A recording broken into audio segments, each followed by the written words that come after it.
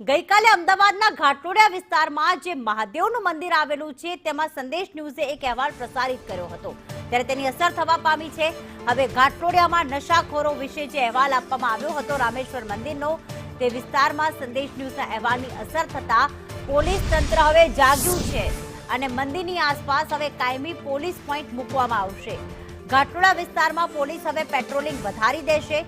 જે પ્રમાણે ગઈકાલે રામેશ્વર મંદિરની આ ઘટના છે, જેમાં પરિસરમાં જે આસપાસના સ્થાનિકોનું કહેવું છે કે છેલ્લા 5 થી 6 વર્ષથી આ અસામાજિક તત્વોનો નશાખોરોનો ત્રાસ છે।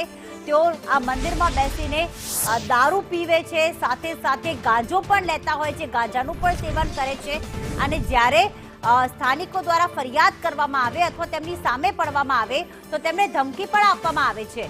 સ્થાનિકો દ્વારા એવી પણ ફરિયાદ કરવામાં આવી હતી કે ના પોતાના બાળકોને તે એકલા ત્યાં રમવા મોકલી શકે છે કે ના બાળકીઓને તે બહાર જવા દઈ શકે છે, એ એટલા ડરના ઓથાર હેઠળ જીવી રહ્યા હતા।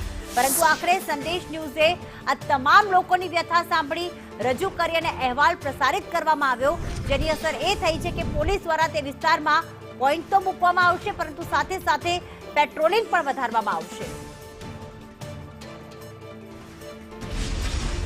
તો જે પ્રમાણે અમદાવાદના ઘાટલોડિયા વિસ્તારમાં રામેશ્વર મંદિર આવેલું છે, તેના પરિસરમાં 1 કે 2 દિવસથી નહીં 5 થી 6 વર્ષોથી આ પ્રકારનો ત્રાસ જે છે ત્યાંના સ્થાનિકો સહન કરી રહ્યા છે।